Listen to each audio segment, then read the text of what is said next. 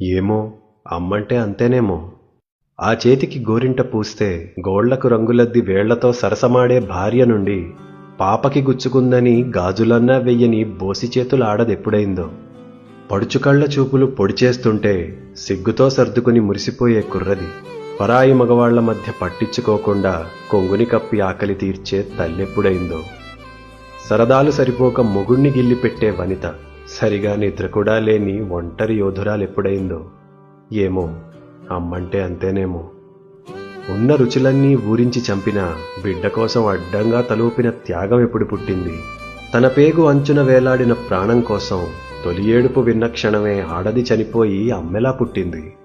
అన్నిటికీ అమ్మనే అవసరం మారి ఆమెకేమొచ్చనే రోజొచ్చినా మౌనంగా దుఃఖాన్ని దిగమింగి చిరునవ్వు చిందించే ఓర్పెక్కడిదో.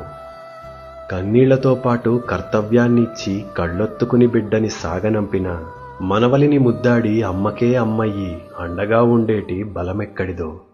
7 పదుల వయసు మీద పడినా, చిక్కిన చేతులు ముడతపడినా, ఆకలిగా కొడుకొస్తే బువ్వ పెడదామని గుమ్మంకేసి చూసే జాలెక్కడిదో.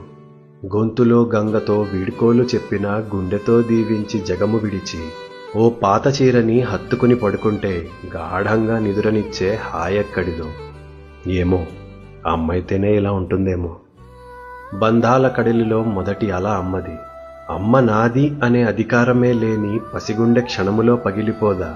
అమ్మ లేదు అనే రోజు